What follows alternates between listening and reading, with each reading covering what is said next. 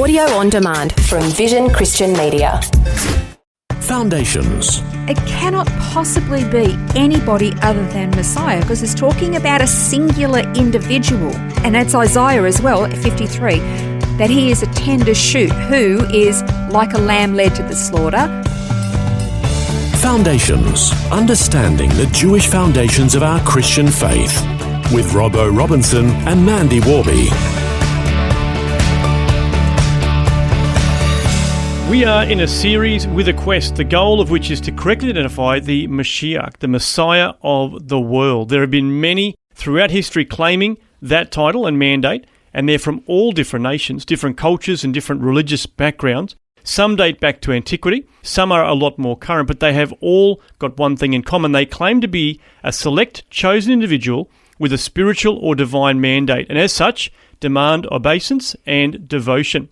There is, of course, one standout among them. He does require obeisance and devotion, to be sure, but unlike all other messiahs, the one we believe to be true actually did what no other self-proclaimed messiah ever did, and that is that he died in the place of all humanity, even when that humanity hated and despised him. And then he rose from the dead. Yes. So there's only one who's ever done that. And so we began looking at some prophecies about specifically his mode of execution, which was crucifixion. Yeah. And we've looked at Psalm 22. We're now looking, or we started last time looking at Zechariah chapter 12, and how this prophecy in the Old Covenant regarding crucifixion, that was actually never part of Israel's judicial system, because God had commanded that capital punishment was to be a stoning.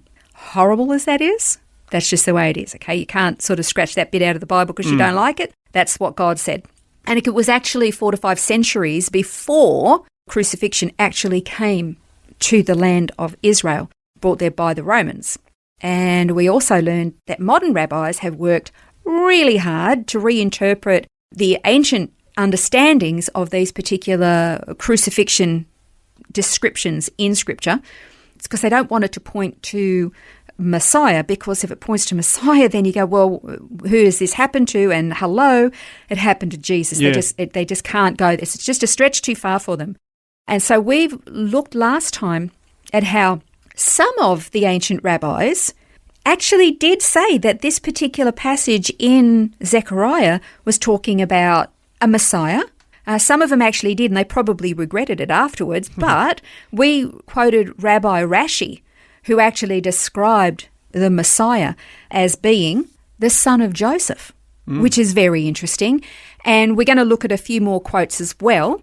But probably it would be good to actually read that particular verse again. Yeah, well, let's do that. It's Zechariah 12, verse 10, where it says, God said, I'll pour out on the house of David and on the inhabitants of Jerusalem the spirit of grace and of supplication, so that they'll look on me whom they have pierced, and they'll mourn for him as one mourns for an only son, and they'll weep bitterly over him like the bitter weeping over a firstborn. And so we mentioned last time that many of them actually try to make it, that it's talking about King Josiah, who was killed by an arrow shot during battle with the enemy, but no. Doesn't quite fit. No, it doesn't fit that, because that's talking about the inhabitants of Jerusalem, that's Israel, looking on him whom they've pierced. Yeah. So it can't be Josiah. But I want to read some more rabbinic quotes. This time, what the rabbis, ancient sages said, how they interpreted what they believed that particular passage was talking about. Okay, so this is from the Babylonian Talmud, and it says, it's well according to him who explains that the cause of the mourning is the slaying of the Messiah, the son of Joseph, since that well agrees with the Zechariah 12, where it says, and they shall look upon me whom they've pierced, and shall mourn for him as one mourns his only son. And then there's another one, Rabbi Moses Alshek. He lived in Turkey in the 16th century, and he interpreted this same verse, that's Zechariah 12:10, like this: they shall look unto me, for they shall lift up their eyes unto me in perfect repentance, when they see him whom they've pierced, that is, Messiah, the son of Joseph. He will take upon himself all the guilt of Israel. Again, they're talking about Messiah, son of Joseph. So just a question on that. Now, this isn't Joseph, father of Jesus, is it? No.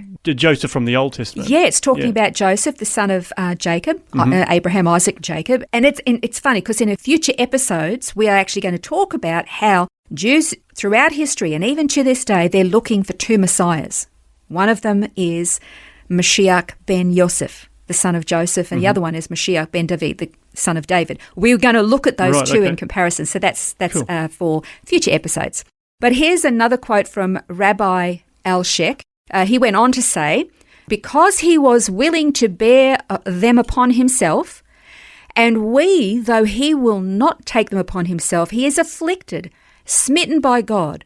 But when the time comes for him to show himself in all his glory, then all will see and understand how big is the power of the sufferer for that generation. So again, he's almost quoting from Isaiah 53. Well, that's right. I was thinking the same thing. I mean, Isaiah 53 verse 4 says, surely our griefs he himself bore, and our sorrows he carried, yet we ourselves esteemed him stricken, smitten of God, and afflicted. So there's a lot of similarity there, isn't there? There really is, but funnily enough, Rabbi Rashi, who interprets Zechariah 12:14 as being about the Messiah, he interprets Isaiah 53 as being about Israel. Oh, really? There's some inconsistency there, I'm just saying.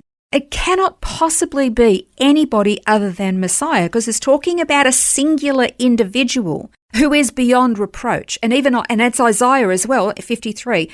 He says of this entity that he is a tender shoot who is like a lamb led to the slaughter and like a sheep that is silent before its shearers, so he didn't open up his mouth, and that he had done no violence, nor was there any deceit in his mouth, and he was the righteous one. I mean, that's a description of absolute perfection there. Yeah, that's right. Now, Robbo, have you ever read through the Bible? Yes. Yeah. And when you read about the people of Israel, what did you find? I wouldn't describe them as being perfect, that's for sure. I mean, after God calls them, the Bible then goes on to detail explicitly every sin, every wicked, every idolatrous, adulterous, foul, terrible sin that they committed in graphic detail, God's anger, God's judgment. So you can't really say that Isaiah 53 is describing Israel, for goodness sakes. Yeah, that's right. Now, that really is a stretch too far. You just can't go there.